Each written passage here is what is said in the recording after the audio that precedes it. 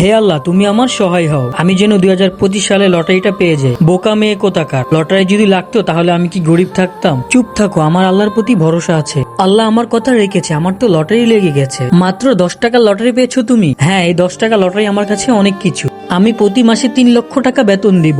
Ma'am, আমি চাকরিটা করতে চাই। এই দেখুন আমার সিভি, কিন্তু শর্ত আছে, তার বদলে আমার ছেলেকে বিয়ে করতে হবে, তাহলে তাকে 2 কোটি টাকা দিব। কিন্তু আমার ছেলে প্রতিবন্ধী, তাহলে বিয়ে করব না। আমি করব আপনার ছেলেকে বিয়ে, আমি তো কোটিপতি হয়ে গেলাম। আল্লাহ আমার কথা রেখেছে। ভাইয়া, তুমি এই গাড়িটা কি চাও? তাহলে তোমার এই দেয়ালের উপর দিয়ে লাফ দিতে হবে।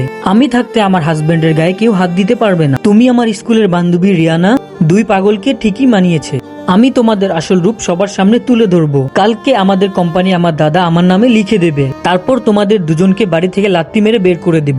তুমি এই ড্রেসটা পরিবর্তন করে আসো, আর কিছুক্ষণ পরে আমরা দাদার সাথে দেখা করব। এই দাঁড়াও, তুমি কোথায় যাচ্ছ? দাদা, এই ছবিটা দেখো। এই মেয়েটা শুধু টাকার জন্য আমার পাগল ভাইটাকে বিয়ে করেছে। আপনি এই মেয়েটাকে এখান থেকে বের করে দিন, আমিও দেখবো আমার বউকে এই বাড়ি থেকে কে বের করে। দাদা, বড় ভাই আমাদের কোম্পানি থেকে কয়েক কোটি টাকা চুরি করেছে। আল্লাহর এই ছবিটির জন্য লাইক সাবস্ক্রাইব করুন।